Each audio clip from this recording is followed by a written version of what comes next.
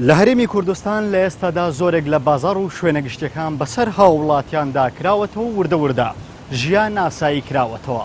بەڵام ئەوەی کە تا ئێستا بڕیاری لەسەر نەدراوەکردنەوەی قفلی دەرگای مزگەوتەکانە و بۆ چەند مانگێک دەچێت سەرجەم مەزگەوتەکان و شوێنەکانی پەرستگەی مسلمانان بەسەر تەواوی مسلمانان داخراوە. مزگەوتێکی شاری هەولێرە و دەنگی حەیاڵە سەڵاتی لێ بەرز دەبێتەوە.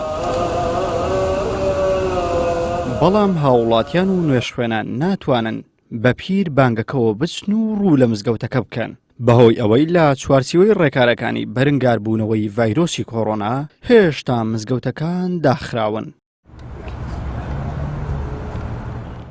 هەر لە سەرەتای ڕێکارە خۆپارێزەکان لە هەرێمی کوردستان دوای فتوای ئەنجومەنی باڵای فتوای هەرێم دەرگای مزگەوتەکان هاو شێوەی زۆرینەی شوێنە گشتیەکان داخرا. هاوڵاتیان و نوێشخوێنانیش تا ڕادەیەکی زۆر پابەندیان بە ڕێکارەکان نواند و بە فتوای نوێشکردن لە ماڵەوە پابەند بوون.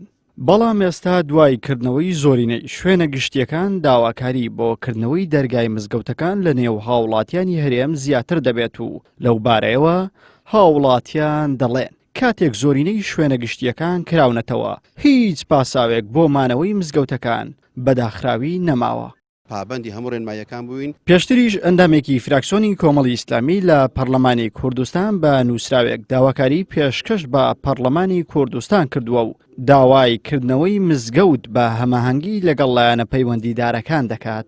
هەڵبەتە ئێمەی کۆمەڵی ئیسلامی ئیش و کاری ئێمە بەڕاستی خزمەتی دینی خەڵکە. ئەو چارەسەری نەخۆشی کۆرۆنا بەڕاستی 150 لە مزگەوتانە باوەڕم پێ بکەن بەرپرسان برایان لایانی پەیوەندیدار ئەوانەی کەوا دەیانەوێت چارەسەری نەخۆشی کۆرۆنا بکەن 150 لە مزگەوتانە بۆ لەبەرەوەی ئەو فەراغ ڕوحی دروست بووە تەنها لای مامۆسای ئاینی دەتوانین ئیعاز بدرێ مامۆسای ئاینی ئامۆژگاری خەڵک بکە کاکە دەست و چاوتان بشۆن کاکە پاک بن کاکە ئاگادار بن باوەڕ پێ بکە ئێستا خەڵکی وایە بەبێ ڕێنمایی خۆ دەپارێزێت. بەشێکی زۆری مامۆسایانی ئاینیش لە دۆخی ئێستای مزگەوتەکان نیگەران و بەرپرسی لقی یەکەتی زانایانی ئاینی ئیسلامیش دەڵێت ئێستا کاتی کردنەوەی مزگەوتەکانە و دەبێت بە ڕێکارەکانی تاکپارێزی و خودپارێزی نوێش خوێنان بە مزگەوت شاد ببنەوە.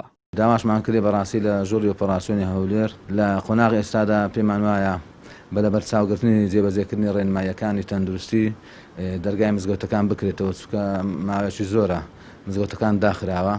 دەبینین کۆڕۆناش هەر بەردەوام ئیدی دەبی لەوە تێبگەین بتوانین لەگەڵ کۆڕۆنا ژیان بکەین ینی ژیان ڕناوەستیت پێویستە دەرگای مزگەوتەکان بکرێتەوە بەڵام بە پابەندبوونی نوێشخوێنان و مسلمانان بە ڕێنماییەکان و بە خۆپارێزی لە دووربوون یان خوانەخواستە لە توشبوون بە نەخۆشی کۆڕۆنا. لە سەرەتای هاتنی ڤایرۆسی کۆڕۆنا دوو جار مزگەوتەکان وەک ڕێکاری خۆپارێزی و نەهێشتنی قەڵەباڵغی داخراون. ئێستا شەموانگەیشتونەتە ئەو بڕوای ڤایرۆسی کۆڕۆنا بەم زوانە بمبڕ ناکرێت بەڵام لەگەڵ ئەوەشدا مەترسیەکانی کەم بوونەتەوە و دەکرێت هاوڵاتیان بە ڕێکاری خۆپارێزی لەگەڵیدا بژین. عیمران ئەمیر کەناڵی ئاسمانی پەیام هەولێر.